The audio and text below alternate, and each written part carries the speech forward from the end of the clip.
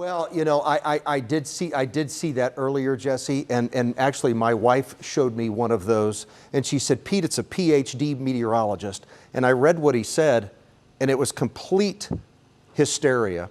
And I said, there's a lot of intelligent people with PhDs, but the one thing that I'm certain, if you have a PhD, it shows that you persevered and you made it through there. That doesn't mean your forecast is accurate.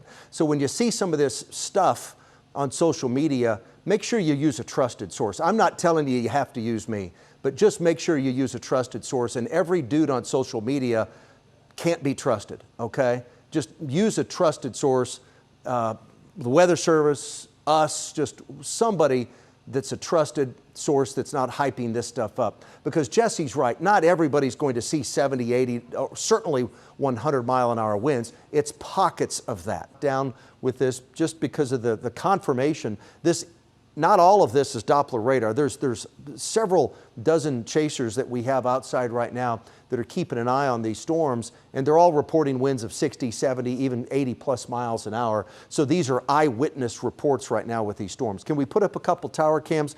Again, I'm looking at a lot of lightning here on some of these. We'll go back to, this is our UNT camera.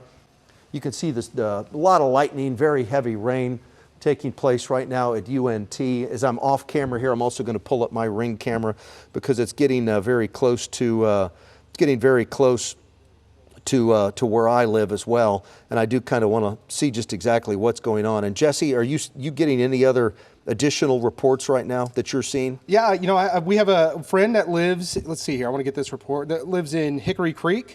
The wind's only 35 miles per hour, roughly. 32 was the measurement there at Hickory Creek for about 5 to 10 minutes, and the leading edge is moving into that direction. So he'll update us there. Robbie, thank you for the update, by the way. Appreciate it. That's all I got for you so far. I did see, Cassie, you mentioned just a moment ago, Highland Village in Denton County. Yes. Highland Village had a wind gust of, what was that number? Is it 50 plus? Oh, I'd have to go back. I think so, yeah. So I was looking at velocity, and I'm actually gonna, so I'm on max 2, and I'm gonna clear off what I'm looking at right now. I'm gonna put the velocity product back on, because when I do that, I can see where the strongest wind is, and we've been talking about the wind being coming down a little bit, and I was talking about the wind being up a little bit more though in between Decatur and Rome, and when I'm looking at that, it's still showing that, and I was querying it. I'm going to go ahead and do it again just to see what it's saying right now, and it's still saying 54, 55 mile an hour winds, and that's going to be basically right along and west of Highway 287 in between Decatur and Rome, and that's pushing off to the south and east. I was looking at that, and that's the strongest wind that I've seen, at least looking at radar. I was also looking at some of the warnings that we've got going on, and it's also showing not just the wind, but the hail. We're talking pea-sized hail, and that's been a great thing for us, because this is not really going to be much of a hail event at this point. This is going to be more of a wind event. So that's great, the fact that this is a wind event, and the only winds that we're seeing right now coming into the metro may be 60 mile an hour winds. Yeah, that's great news, because up in Bonham right now, there's debris being reported at Highway 121 and US 82 and Highway 78.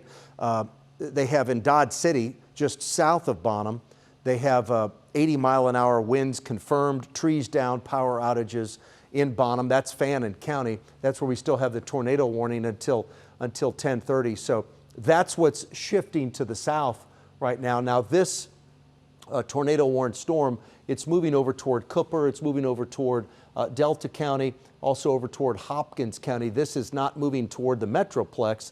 But as we head back to the Metroplex, if you live in Fannin County and you live in Ladonia, for example, you need to be in your safe room right now, because this tornado warned storm has done damage in Bonham at the airport just north of town, just south of town in Dodge City. You have 80 mile an hour winds and damage that has taken place there.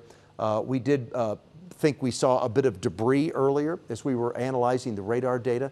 So I don't want you to take that too lightly if you're up in this eastern side of Fannin County. Let's put another track, and I'm putting a lot of tracks on these storms just because they are moving so quickly, and I want to make sure you have the latest of the latest right now. And storm sirens are being sounded all across the Dallas-Fort Worth area at this point, and they're being sounded, remember the storm sirens, they're triggered for wind, hail, and also tornadoes. Not just tornadoes, but also for wind and hail. And we have 70 to 80 mile an hour, potentially 70 to 80 mile an hour winds as this storm rolls through Dallas-Fort Worth. We've had that already. It's been confirmed. Right now, the confirmation that we have in the heart of the Metroplex is some 60 to 70 mile an hour winds. So that's strong enough, that's bad enough. Don't take this too lightly. Here we are, Plano at 1020, Coppell 1024, Southlake 1027, DFW 1029. I'm looking at my DFW camera over here, and it's not showing anything of significance right now. Love Field is not either. Greenville 1031, Irving 1035, Dallas itself, I'm looking at all the Dallas cameras, that time is 1040, Mesquite's at 1043. It's really just the UNT, our camera up there at University of North Texas up in Denton.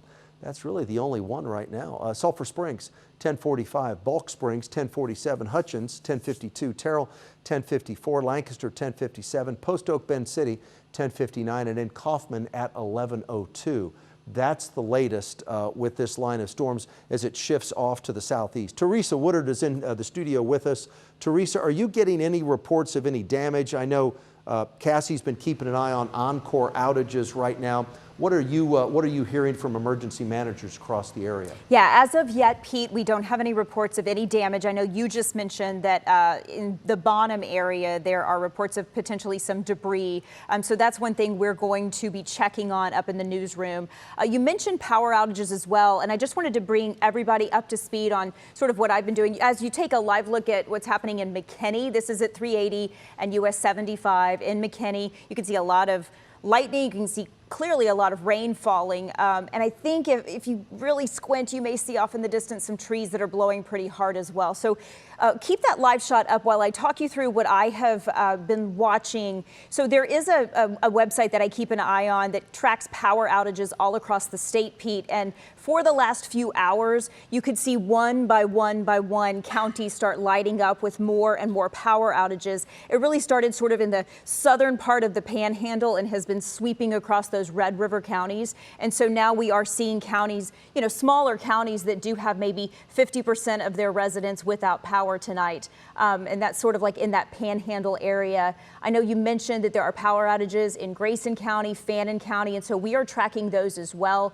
keeping our eye really on that. But as of right now, good news, we don't have reports of severe damage yet, and I stress yet because we all know that this is just now starting to come into the heavily populated areas of Collin County, Denton County, and eventually, of course, it will stretch down into Dallas and Tarrant counties as well.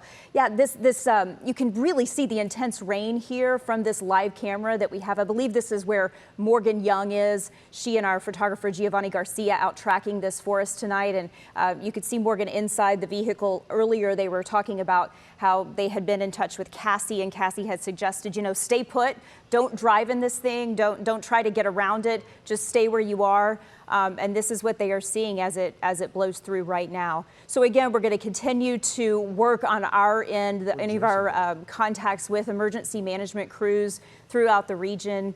We'll talk to people up in the Red River counties all the way down into the Metroplex and south as well if called for tonight. But yeah, we're watching definitely some power outages pop up across the region. And Pete, that's exactly what you said would happen as these storms blew through. You expected to see tree damage and unfortunately power outages, and we're starting to see that.